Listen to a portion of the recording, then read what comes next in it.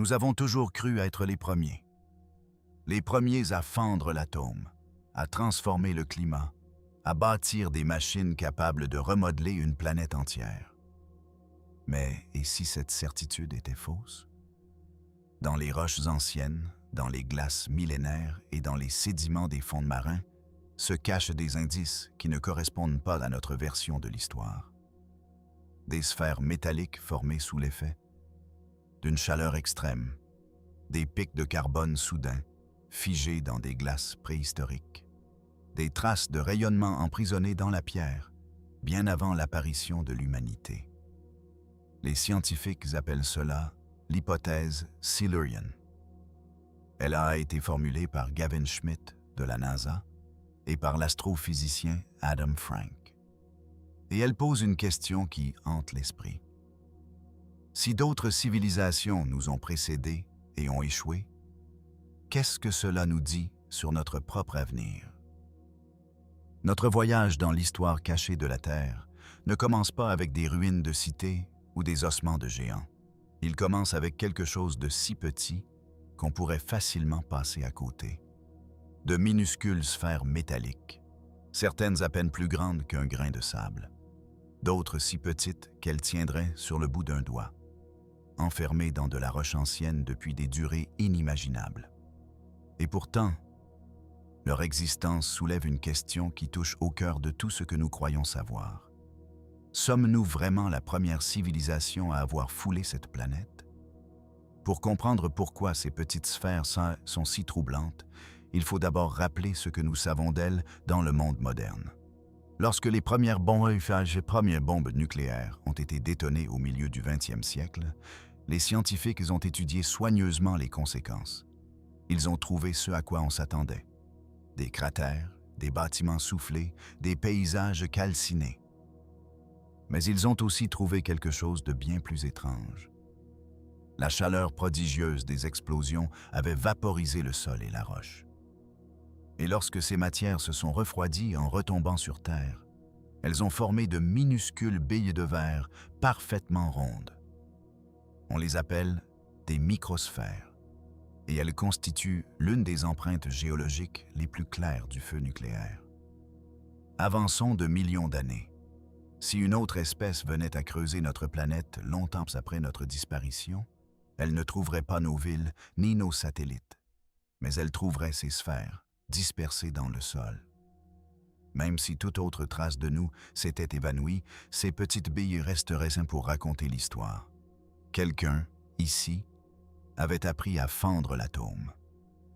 C'est ce qui rend les découvertes dans les roches anciennes si troublantes. Des sphères presque identiques ont été trouvées dans des couches géologiques bien plus vieilles que l'humanité elle-même. En Afrique du Sud, des mineurs creusant dans des dépôts de pyrophilite, une roche tendre utilisée dans l'industrie, en ont découvert des centaines. Certaines étaient lisses et presque parfaites. D'autres portaient de fines rainures gravées autour de leur équateur, semblables à des roulements à billes fabriqués avec précision. Leur composition était métallique, avec de fortes concentrations d'hématite et d'autres minéraux inattendus dans ce contexte.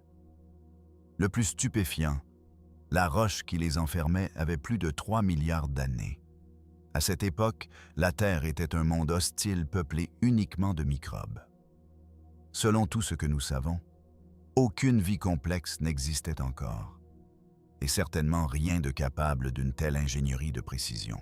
Ces objets sont devenus connus sous le nom de sphères de Klerksdorp, et depuis lors, ils alimentent une controverse discrète. Officiellement, les géologues affirment qu'il s'agit de concrétions naturelles, inhabituelles, mais pas impossibles, formées quand des minéraux se rassemblent sous les bonnes conditions. Mais d'autres restent sceptiques. Certaines de ces sphères sont si parfaitement équilibrées qu'elles roulent en ligne droite sur une surface, ce que même l'usinage moderne peine à reproduire. Des photographies montrant une symétrie parfaite et des rainures nettement taillées ne font qu'alimenter le débat.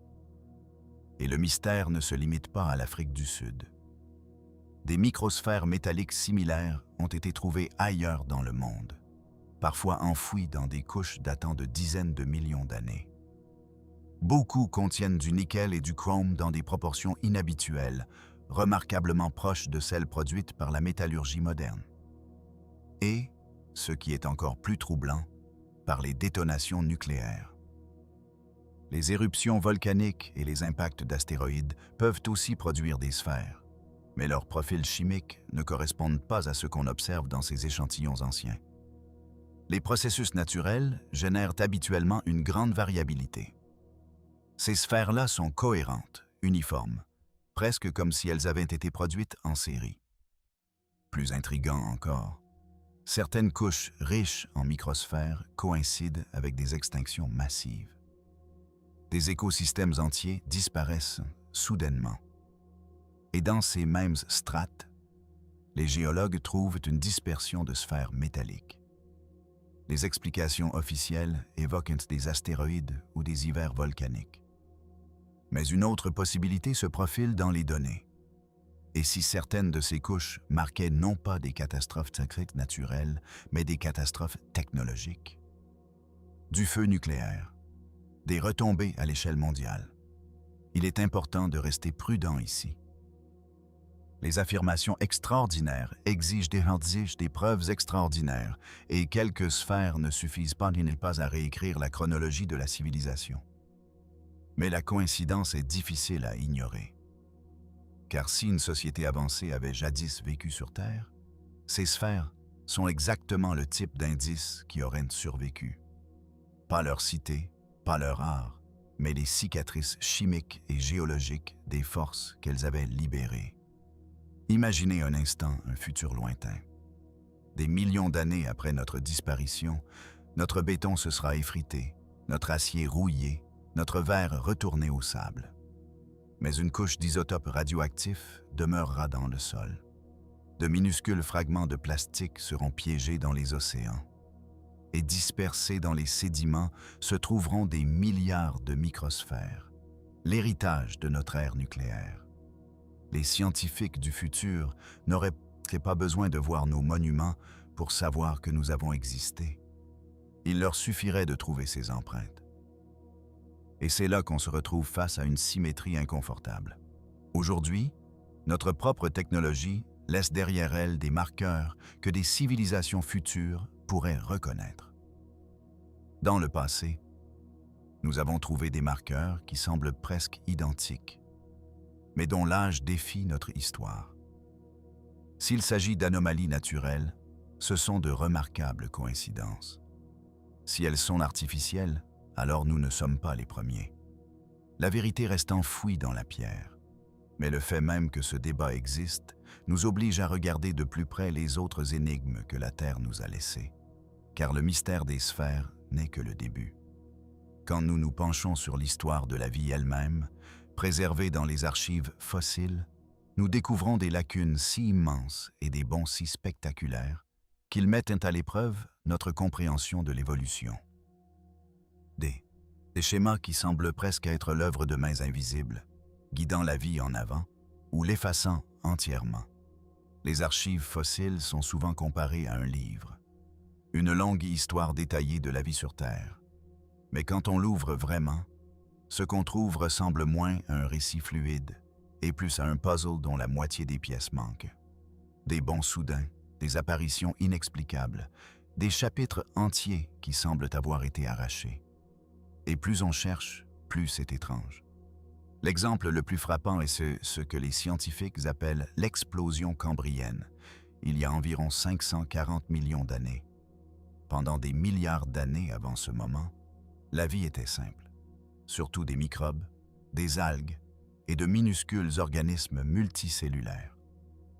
Puis, presque du jour au lendemain à l'échelle géologique, le monde changea. Des créatures dotées de coquilles, d'yeux, de systèmes nerveux et de plans corporels complexes apparurent de nulle part. Des dizaines de nouveaux embranchements, les plus hautes catégories de la biologie, émergèrent en quelques millions d'années seulement. Cela peut sembler long, mais à l'échelle de l'histoire de la Terre, c'est un battement de cils. La théorie de l'évolution nous dit que la vie change progressivement, par mutation et sélection naturelle. Et dans de nombreux cas, les archives fossiles le confirment. Mais pendant le Cambrien, le rythme du changement semble presque impossible. Au lieu d'une ramification lente, on observe une explosion de complexité. Darwin lui-même admettait que c'était l'une des plus grandes énigmes pour sa théorie. Aujourd'hui, les scientifiques l'expliquent en suggérant que les conditions environnementales ont soudainement favorisé une meilleure fossilisation, ou que des seuils génétiques ont été franchis permettant une diversification rapide. C'est peut-être vrai. Mais une autre possibilité existe, une que la plupart des scientifiques évitent, mais qui persiste comme une ombre. Et si quelque chose d'autre guidait la vie vers l'avant? L'explosion cambrienne n'est pas la seule anomalie. Encore et encore, dans les centaines de millions d'années qui ont suivi, on voit des espèces entièrement nouvelles apparaître soudainement, sans trace d'ancêtres. Les mammifères apparaissent, puis se diversifient rapidement après la disparition des dinosaures. Les plantes à fleurs dominent les écosystèmes presque du jour au lendemain. Même les humains apparaissent étrangement vite, avec un cerveau qui a triplé de volume en quelques millions d'années seulement. Chacun de ces bonds pourrait s'expliquer par le hasard. Mais quand on les aligne, le schéma commence à sembler suspect. Et puis, il y a les extinctions. 5 fois dans l'histoire de la Terre, presque toute vie a été balayée lors de cataclysmes globaux. Astéroïdes, supervolcans, changements climatiques, ce sont les explications habituelles. Mais et si, dans au moins certains cas, ces extinctions n'étaient pas purement naturelles? Et si elles marquaient l'effondrement de civilisations que nous avons oubliées? Leur fin signalée non par des cratères et de la lave, mais par leurs propres erreurs. Si nous disparaissions aujourd'hui, la disparition soudaine de la plupart des grands animaux, éléphants, baleines, bétail, laisserait perplexe tout scientifique futur. Il pourrait penser à un changement climatique ou à un impact cosmique. Ce n'est qu'en fouillant plus profondément dans la chimie des roches qu'il découvrirait la vérité. C'était nous. Les archives fossiles sont incomplètes par nature. Les organismes à corps mou laissent rarement des traces. Des environnements entiers disparaissent sans laisser de marque. Mais parfois, ce qui manque raconte une histoire aussi éloquente que ce qui demeure. Quand la vie fait des bonds qui semblent trop grands ou disparaît sans cause évidente, cela nous oblige à envisager des possibilités hors des explications habituelles. Peut-être que l'histoire ressemble à un livre brisé parce que la vie elle-même a été interrompue, réinitialisée ou guidée d'une manière que nous ne comprenons pas encore. Et si c'est vrai, alors l'histoire de la vie n'est pas que le fruit du hasard. Elle pourrait être le palimpseste de civilisations qui se sont élevées, ont influencé leur monde, puis ont disparu, laissant leurs traces non dans des monuments, mais dans les étranges rythmes de l'évolution. Mais les fossiles ne sont pas les seuls témoins du passé. Si des civilisations ont modifié la Terre, leurs empreintes ne se trouvent pas seulement dans les eaux et les coquillages. Elles se cachent peut-être dans l'air lui-même. L'un des outils les plus puissants dont disposent les scientifiques pour étudier le passé de la Terre, c'est la glace. En Groenland et en Antarctique, des carottes forées profondément dans les glaciers révèlent des bulles d'air piégées depuis des dizaines, voire des centaines de milliers d'années. Chaque couche est une photographie de l'atmosphère au moment où elle s'est formée. En analysant ces bulles, on peut reconstituer le climat d'autrefois, retracer les hausses et les baisses de température, de dioxyde de carbone et de méthane à travers les âges. C'est comme ouvrir des capsules temporelles de l'air que la Terre respirait autrefois. La plupart des schémas observés sont naturels.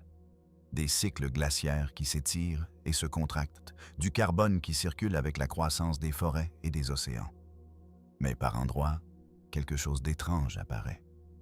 Des couches où le dioxyde de carbone fait un bond dramatique, puis se stabilise, comme si quelque chose avait brûlé d'immenses quantités de matière organique très rapidement. Des impulsions soudaines de méthane, bien au-delà de ce que les zones humides naturelles ou les volcans pourraient produire. Dans certains échantillons de glace, de faibles traces de composés qui n'ont rien à faire là. Des substances qui ressemblent étrangement à des sous-produits industriels. Les explications officielles restent prudentes. Peut-être d'immenses incendies ont-ils ravagé la surface. Peut-être des volcans ont-ils libéré des gaz inhabituels. Mais la brutalité de ces pics et la façon dont ils font écho à ce que nous faisons en ce moment même est troublante. Notre propre empreinte industrielle est unmistakable. Le dioxyde de carbone monte plus vite que lors de n'importe quel cycle naturel. Le méthane grimpe à cause de l'agriculture et de l'industrie. Des substances chimiques synthétiques dérivent dans le ciel.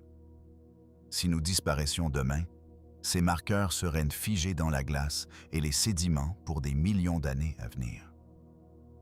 Alors quand nous trouvons des marqueurs similaires dans des couches bien antérieures à l'humanité, il faut se demander qui ou quoi les a laissés là.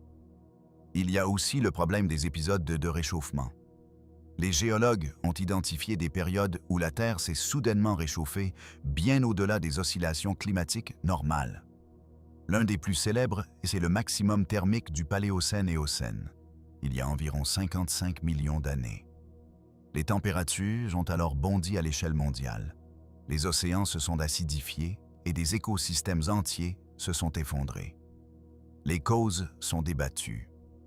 Activité volcanique, libération de méthane ou impact d'astéroïdes. Mais les signatures chimiques du carbone ressemblent de façon troublante à ce qu'on attendrait d'une combustion massive de combustibles fossiles, exactement la même empreinte que nous laissons aujourd'hui. Était-ce simplement une coïncidence naturelle? Ou était-ce la cicatrice industrielle d'une civilisation qui a brûlé trop vite, trop fort, pour disparaître dans sa propre tempête de gaz à effet de serre? Les sceptiques arguent que nous forçons l'interprétation des données. Ils rappellent que les systèmes naturels peuvent produire des schémas étranges et que les affirmations extraordinaires nécessitent plus que des chiffres inhabituels. Et c'est juste. Mais si l'on considère combien il resterait de nous dans 10 ou 20 millions d'années, la réflexion prend de l'ampleur. Nos gratte-ciels disparaîtraient, nos satellites tomberaient, mais les gaz dans l'air, les isotopes dans le sol, les cicatrices chimiques soudaines dans la glace, ceux-là perdureraient. Et si quelqu'un les trouvait des millions d'années plus tard, il se poserait peut-être exactement les mêmes questions que nous nous posons maintenant. L'atmosphère n'enregistre pas seulement la météo, elle enregistre les civilisations. Et si des civilisations nous ont précédés, leur ascension et leur chute sont peut-être écrites à l'encre invisible, figées dans des bulles d'air antiques. Mais l'air et la glace ne sont qu'une partie de l'histoire.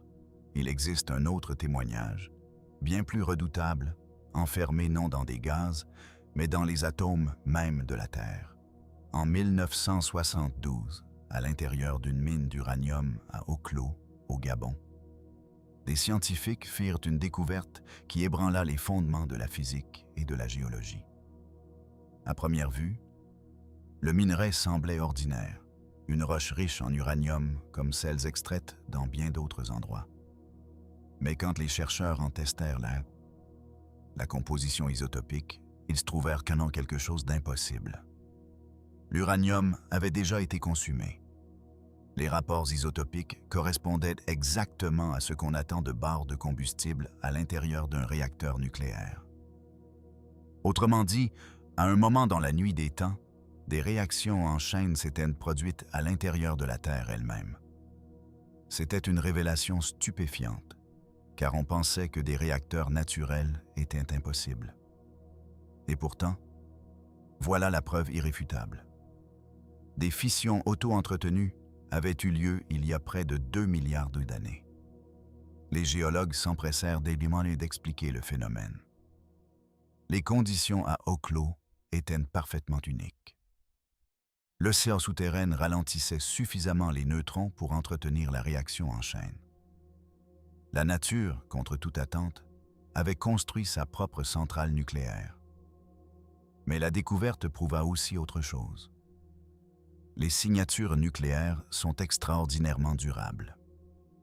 Même après des milliards d'années, les empreintes isotopiques de ces réactions demeuraient nettes et lisibles dans la pierre. Ce constat ouvrit une question inquiétante. Si notre civilisation disparaissait demain, les traces nucléaires survivraient longtemps après que nos villes se soient érodées. Les retombées des essais d'armes, le combustible usé enfoui sous terre, les isotopes radioactifs disséminés sur toute la planète, tout cela serait encore détectable des millions d'années plus tard. L'activité nucléaire, une fois déclenchée, ne peut être cachée au temps. Ce qui nous ramène à l'énigme. Pourquoi trouve-t-on des signatures d'apparence nucléaire dans des roches antérieures à l'humanité de dizaines de millions d'années? Au Kazakhstan, des gisements d'uranium présentent des rapports isotopiques étrangement semblables à ceux créés lors d'essais contrôlés. Ils ne correspondent pas à ce que produirait un réacteur naturel comme celui d'Oklo. En revanche, ils ressemblent à ce que laisse derrière lui une explosion d'armes. Sur 6 continents, des géologues ont enregistré des couches anormales contenant des isotopes qui semblent artificiels. Plutonium, césium, strontium. Des éléments qui n'apparaissent pas naturellement dans les concentrations où ils ont été trouvés. Certains sont précisément les types d'isotopes que les réacteurs modernes ne produisent que dans des conditions strictement contrôlées. Et pourtant, les voilà, figés dans de la roche ancienne. Un échantillon extrait des carottes glaciaires profondes du Groenland contenait des isotopes radioactifs qui auraient nécessité une technologie plus avancée que tout ce que l'humanité avait construit jusqu'au milieu du XXe siècle. Cette glace avait des centaines de milliers d'années. Si ces isotopes n'étaient pas naturels, quelqu'un ou quelque chose les avait laissés là bien avant nous. Les implications se multiplient. Des sédiments du Pacifique montrent des tailles et des traces de plutonium qui coïncident presque parfaitement avec l'une des plus grandes extinctions de l'histoire de la Terre. Si des catastrophes naturelles en avaient été la cause, on attendrait des gaz volcaniques, des débris d'astéroïdes ou des pics de méthane. À la place, on trouve des isotopes qui ne peuvent provenir que d'une détonation nucléaire. Coïncidence? Ou sommes-nous en train de contempler l'ombre chimique d'une guerre qui a anéanti des écosystèmes entiers? Ce qui rend ces indices encore plus troublants, c'est leur caractère systématique. Dans certaines formations, les isotopes apparaissent par impulsion régulière, une activité intense, puis rien, puis une autre impulsion des milliers d'années plus tard. C'est le schéma qu'on attendrait d'une société testant des armes, pas d'un processus géologique chaotique. Les mythes anciens, étrangement, semblent en faire écho. Dans le Mahabharata indien, des guerriers déclenchent des armes qui font briller le ciel comme un second soleil. Des villes entières disparaissent dans des explosions qui laissent les survivants sans cheveux et malades, leur nourriture empoisonnée. Les historiens traditionnels y voient des allégories, de la poésie ou de l'exagération. Mais comparés aux données géologiques, ces récits sonnent étrangement familiers. Pour être clair, la science n'a déclaré rien de tout cela comme preuve.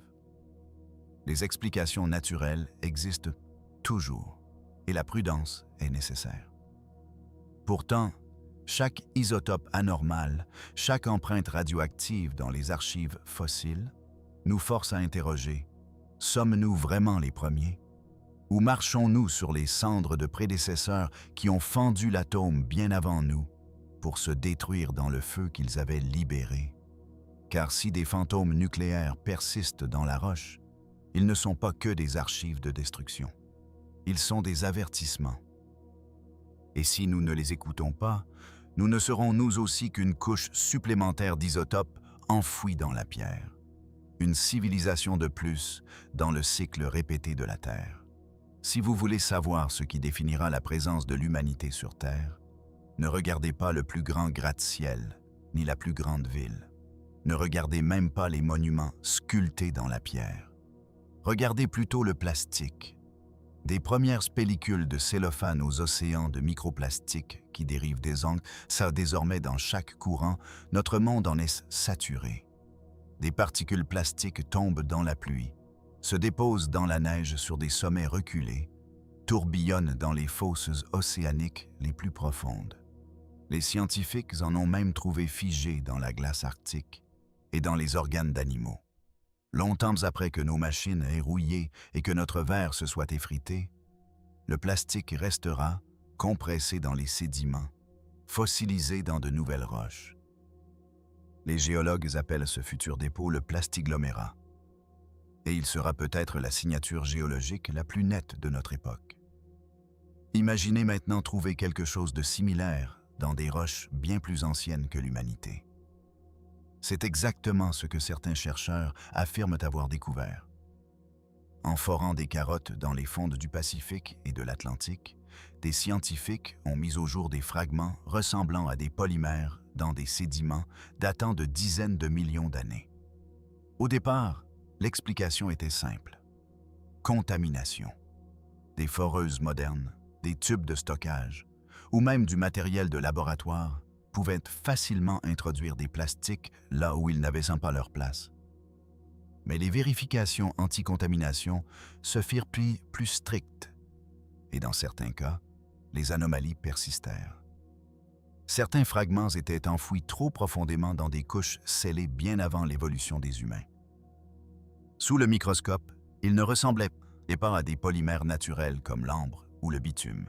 Ils présentaient des chaînes moléculaires répétitives, des structures organisées et synthétiques, davantage apparentées au polyéthylène ou au nylon.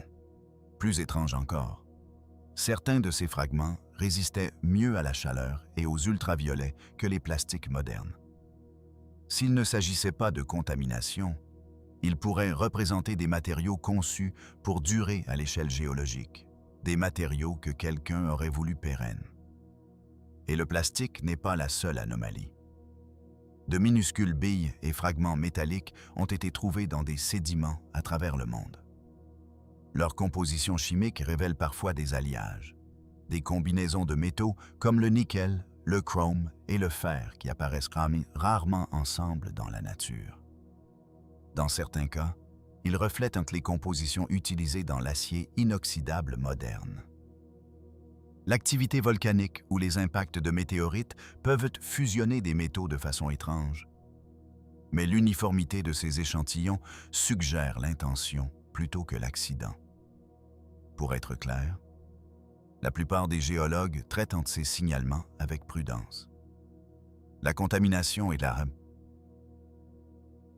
réponse la plus simple, et les affirmations extraordinaires exigent des preuves extraordinaires. Mais les schémas comptent. Un fragment par-ci par-là peut être écarté. Une dispersion de ces fragments à travers les océans, les continents et les couches géologiques commence à murmurer quelque chose de plus grand, une activité qui s'est brièvement manifestée dans les profondeurs du temps, puis a disparu. Pensez à ce que notre propre empreinte sera dans des millions d'années. Imaginez un géologue d'un futur lointain forant dans la croûte terrestre. Il ne trouvera ni gratte-ciel intact, ni voiture rouillée. Il trouvera un mince horizon rempli de matières étranges, de l'aluminium, quasi inexistant dans la nature avant que les humains ne le fondent. Des polymères synthétiques inconnus de la biologie, des alliages dans des proportions que la nature ne produit presque jamais. Une soupe chimique d'engrais, de pesticides et de résidus industriels.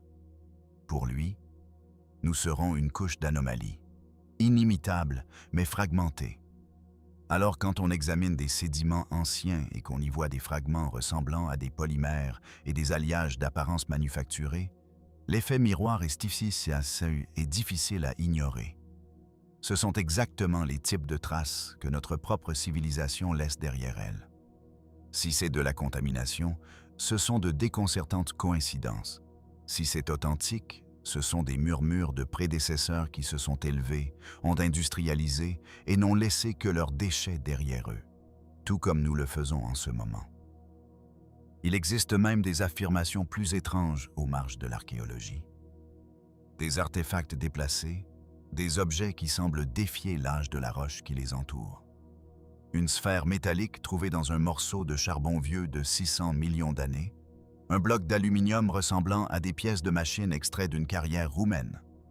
La plupart sont considérés comme des canulars ou des erreurs d'interprétation, et beaucoup le sont probablement. Mais la persistance de ces récits, combinée aux véritables anomalies dans les sédiments, maintient la question en vie. Et si certains étaient réels? Et si c'étaient les reliques d'industrie effacées par le temps? Ce qui rend cette idée glaciale, c'est l'invisibilité totale dans laquelle des civilisations industrielles sombreraient après leur effondrement. Quelques milliers d'années, et les forêts auraient repris les villes. Quelques millions d'années, et les glaciers et les océans auraient effacé les paysages en entier. Mais les matériaux, les plastiques, les alliages, les synthétiques durables resteraient enfouis et attendant d'être découverts. Et c'est peut-être là le plus grand avertissement. Nous produisons exactement les preuves qui nous condamneraient en tant que civilisation, même si tout le reste disparaissait. Des plastiques qui survivront à nos langues, des alliages qui survivront à nos gouvernements, des empreintes chimiques qui survivront à notre espèce. Un jour, une autre intelligence pourrait contempler nos traces et se demander, comme nous le faisons maintenant, si elle contemple l'héritage d'un peuple qui s'est élevé, a brillé intensément, puis a disparu. Si la Terre dissimule de tels matériaux issus d'époques antérieures, peut-être ne sont-ils pas des accidents du tout. Peut-être sont-ils les empreintes de civilisations qui nous ont précédés, qui ont pénétré la chimie et l'ingénierie, dispersé leurs créations aux quatre coins de la planète, et se sont ensuite perdues dans le temps. Et si elles en sont arrivées là, pourquoi supposer qu'elles se sont arrêtées à la surface de la Terre? Car si industrie et technologie ont existé ici, l'étape suivante est logiquement vers le haut, en orbite, sur la Lune, dans le système solaire lui-même. Quand on pense aux civilisations, on les imagine ancrées à la Terre, liées à des rivières, des plaines, des côtes. Mais en quelques générations seulement, l'humanité a bondi des outils de pierre au voyage spatial. Nous avons mis des satellites en orbite, laissé des empreintes sur la Lune, envoyé des sondes au-delà du système solaire. Si notre histoire s'arrêtait demain, certaines de nos traces les plus durables ne seraient pas sur Terre. Elles flotteraient au-dessus d'elle, ou attendraient silencieusement sur des mondes sans atmosphère. Et cela soulève une question troublante. Si en un siècle d'industrie nous avons déjà disséminé des artefacts au-delà de notre planète, que faire d'une civilisation qui aurait eu des millions d'années pour en faire autant? Si elle a tendu la main vers le ciel, quels indices aurait-elle pu laisser derrière elle? Les premiers murmures de cette possibilité sont venus non pas de télescopes, mais d'antennes radio. Dans les premières décennies de l'ère spatiale, des ingénieurs remarquèrent quelque chose d'étrange. Des échos à retardement. Des signaux radio envoyés depuis la Terre revenaient parfois plusieurs secondes plus tard, bien plus longtemps que les réflexions normales. Certains scientifiques pensaient à des interférences atmosphériques ou à des réflexions lunaires. Mais d'autres se demandèrent, et si quelque chose d'artificiel se trouvait là-haut, captant et renvoyant nos signaux comme un miroir dans ce ciel? Le phénomène ne fut jamais pleinement expliqué et tomba dans l'oubli. Pourtant, il planta une idée. Peut-être que l'orbite terrestre n'est pas aussi vide qu'il y paraît. Cette idée explosa dans l'imagination du public avec l'histoire du satellite Black Knight. Dans les années 60, des opérateurs radars détectèrent déjà des objets étranges en orbite polaire, à une époque où ni les États-Unis ni l'Union soviétique n'avaient de satellites dans cette position. Plus tard, dans les années 90, des astronautes photographièrent un objet sombre et angulaire dérivant au-dessus de la Terre. La NASA insista sur le fait qu'il s'agissait de débris spatiaux, probablement une couverture thermique perdue. Mais pour beaucoup, il semblait trop étrange, trop délibéré. Des théories du complot se répandirent, affirmant que le Black Knight était un ancien satellite, peut-être vieux de milliers d'années, laissé par une civilisation oubliée. La vérité est probablement banale, mais le symbole persiste. Si l'humanité s'effondrait demain, nos satellites continueraient à tourner autour de la Terre pendant des siècles. Certains, dans des orbites stables, pourraient durer des dizaines de milliers d'années avant de se désintégrer. Pour toute intelligence future, il semblerait aussi mystérieux que le Black Knight nous semble aujourd'hui. Si l'orbite est le premier endroit à regarder, la Lune est le second. Contrairement à la Terre, la Lune n'a ni atmosphère, ni météo, ni érosion. Des artefacts là-bas pourraient durer des millions, voire des milliards d'années. Les astronautes d'Apollo ont déjà laissé des drapeaux, des rovers et des instruments scientifiques, des marqueurs silencieux de notre présence. Si une autre civilisation avait visité la Lune bien avant nous, ces traces pourraient encore être là-haut, enfouies juste sous la poussière. Certaines anomalies alimentent la spéculation. Des éclairs réfléchissants aperçus dans des cratères, des billes de verre éparpillées en grappes inhabituelles à la surface. Officiellement, ce sont des verres volcaniques ou des produits de fusion par impact. Mais et si certains étaient des vestiges de processus industriels, des scories minières ou des débris d'une ancienne activité? C'est une pensée provocatrice, surtout quand on se souvient à quel point la surface lunaire est permanente. Puis, il y a Mars. Il y a des milliards d'années, c'était un monde de lacs, de rivières et peut-être d'océans. Si la vie avait eu le temps d'y évoluer, l'intelligence aurait pu suivre.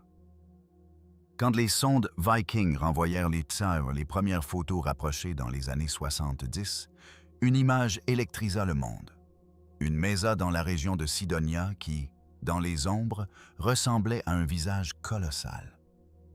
Des images en plus haute résolution révélèrent plus tard qu'il ne s'agissait que d'une formation naturelle. Mais l'enthousiasme qu'elle suscita révéla quelque chose d'important. Nous sommes programmés pour voir du sens dans les anomalies. Et pourtant, Mars garde encore ses mystères. Des météorites arrachés à sa surface contiennent des microstructures inhabituelles qui furent un temps jugées semblables à des bactéries fossilisées. Certains dépôts minéraux suggèrent des processus chimiques qui, bien qu'explicables, ne correspondent pas tout à fait aux attentes scientifiques naturelles. Si Mars abritait autrefois une civilisation intelligente, ses ruines pourraient sans être enfouies sous des kilomètres de poussière et de sable, invisibles aux caméras orbitales. Seule une exploration approfondie, forage, excavation, pourrait confirmer ou infirmer cette hypothèse. Au-delà de Mars, on atteint les astéroïdes. Pour nous, ils sont des trésors de métaux. Fer, nickel, platine, cobalt. Des entreprises planifient déjà de les exploiter.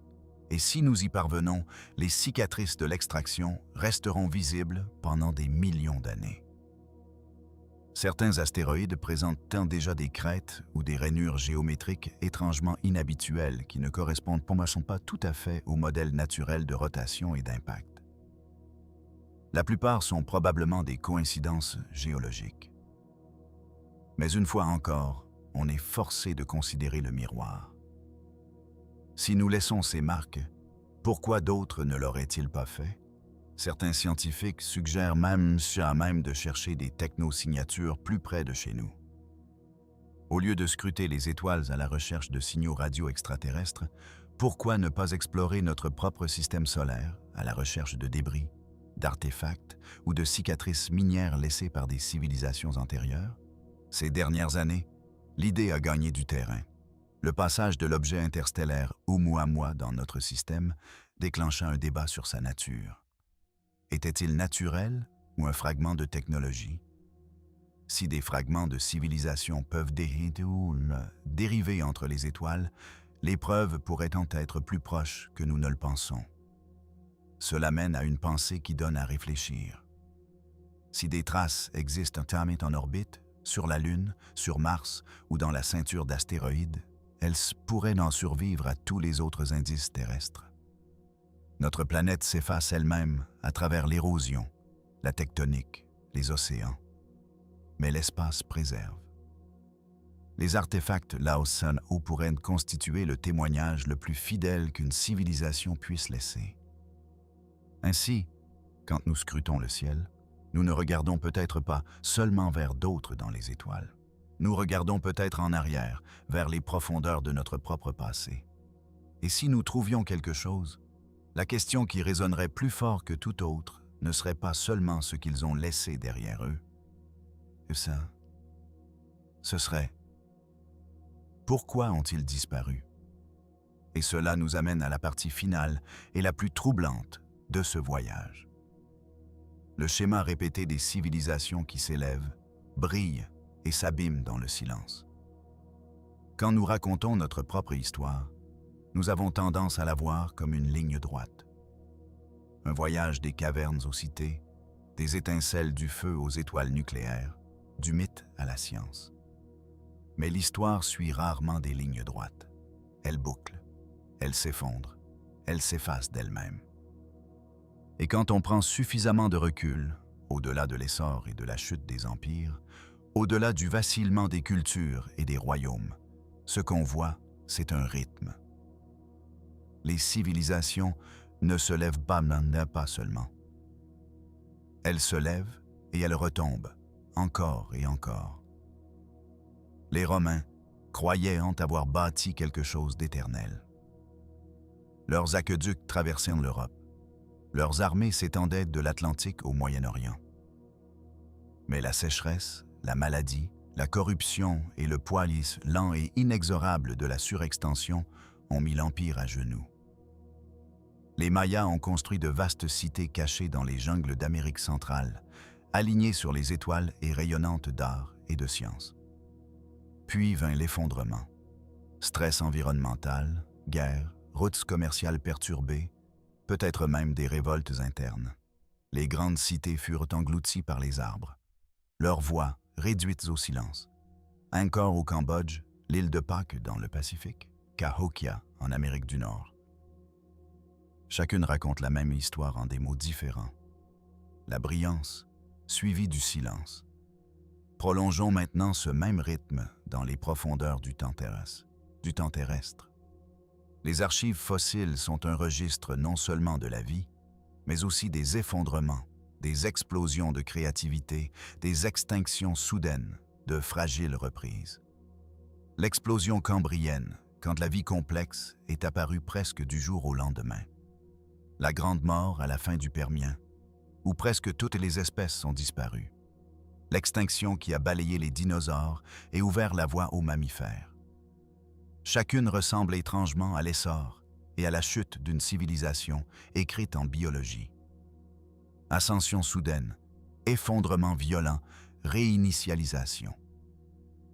Si l'intelligence s'est élevée par le passé, voilà à quoi cela ressemblerait.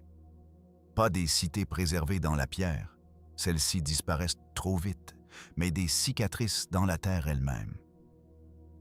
Des pics de carbone figés dans les sédiments.